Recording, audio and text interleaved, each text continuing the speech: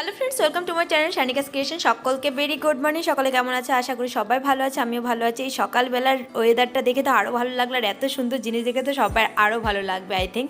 তো আমি তোমাদের জন্য নিয়ে এসেছি এত সুন্দর একটা ভিডিও, যে একটা আনসিজন মানে এখনও সিজন শুরু হয়নি কুলের, সেখানে আমরা একটা গাছে এত পরিমাণ কুল পেয়েছি। তো এইটা তো সবার কাছে হয়তো খেতে না পারো, কিন্তু দেখতেও তো ভালো লাগে, মানুষ খাওয়ার থেকেও দেখতে বেশি সুন্দর হওয়া চায়।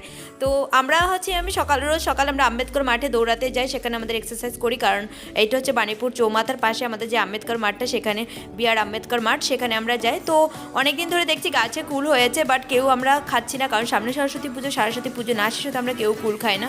আর মাঠের প্রচুর মানে বেসিক্যালি সব ছেলে মেয়ে হচ্ছে স্টুডেন্ট, যারা এখানে চাকরির জন্য দৌড়াতে আসে বা এক্সারসাইজ করে যারা শরীরের জন্য, সবাই এখানে এই কুলগুলো দেখতে পায়, বাট কেউ এবার খায় না। এই বছর প্রত্যেক বছরে হয়, কিন্তু এই বছর প্রথমবার এত তাড়াতাড়ি গাছে কুল পেকে গেছে।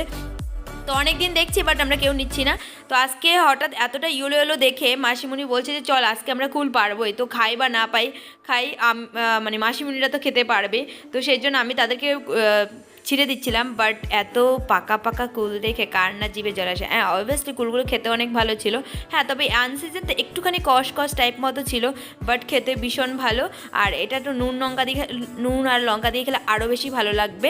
যাই হোক, কী আর করবেন, নিজের মানে জিভটাকে চেপে, মানে জিভে জল আসা থেকে নিজেকে আটকিয়ে কুলগুলো পারলাম অ্যান্ড ভিডিও করলাম। কিন্তু হ্যাঁ, এখানে অনেকটা আরও ছিল, বাট অনেকটা কমে গেছে, কারণ অনেকে নিয়ে গেছে এখান থেকে, সেই জন্য আর আমাদের হয়তো অতটা বেশি নেওয়া হয়নি। তো হ্যাঁ, আমরা যা নিয়েছি মোটামুটি অনেকটা নিয়েছি, এখনও গাছে প্রচুর হয়ে আছে। এত সুন্দর কুল কার না জিভে জল আসে বলুন।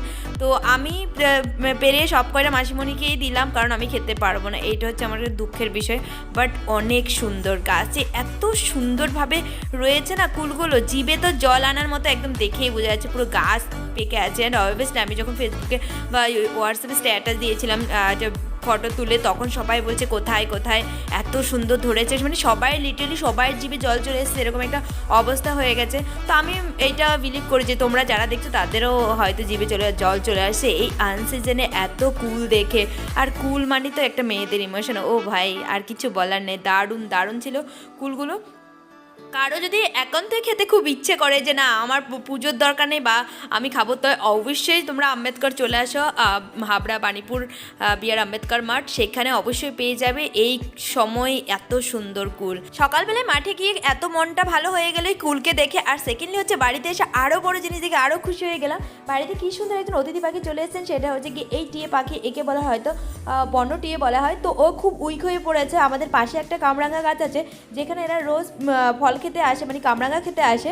তো ওদেরকে রোজ তাড়ানো হয়, কামরাঙাগুলোকে এরা এত পরিমাণ খেয়ে নিয়ে দেয়, ওদের তাড়িয়ে দেওয়া হয়। কিন্তু আজকে হঠাৎ করে ছাদে এই পাখিটা এসে পড়লো, আমি ভাবলাম ওর খিদে পেয়েছে, আমি তার জন্য কলা নিয়ে আসলাম, কিন্তু ও কোনো মতে খেতে পারছিল না, কারণ ও এতটা দুর্বল হয়ে পড়েছে। তো কি করব, আমাকে এবার ওকে সুস্থ করতে হবে, সেজন্য আমি একটা খাঁচা নিয়ে আসবো ভেবেছি। আর পাখিটাকে আমি খাওয়াতে পারছিলাম না, তার দিদির ছেলের হাতে দিয়েছে যে তুই খাইয়ে দে, বাট ও খাওয়াতে পারছিল না, ও এতটা উইক হয়ে পড়েছে। কলা খাচ্ছে না, কিন্তু কলার খোসাটাও খেয়ে নিচ্ছে। তো যাই হোক, ও যদি সুস্থ হয় তো ভালোই, আর আমি ওর জন্য অবশ্যই চেষ্টা করবো যেন ওর জন্য তাড়াতাড়ি সুস্থ হয়ে ওঠে বা ভালো হয়ে ওঠে। গায়ের কালারটা দেখো কত সুন্দর। তো চলো আজকে এই অবধি, সবাই ভালো থাকবে, সুস্থ থাকবে, নেক্সট ভিডিওতে আবার দেখা হবে। টাটা সকলকে।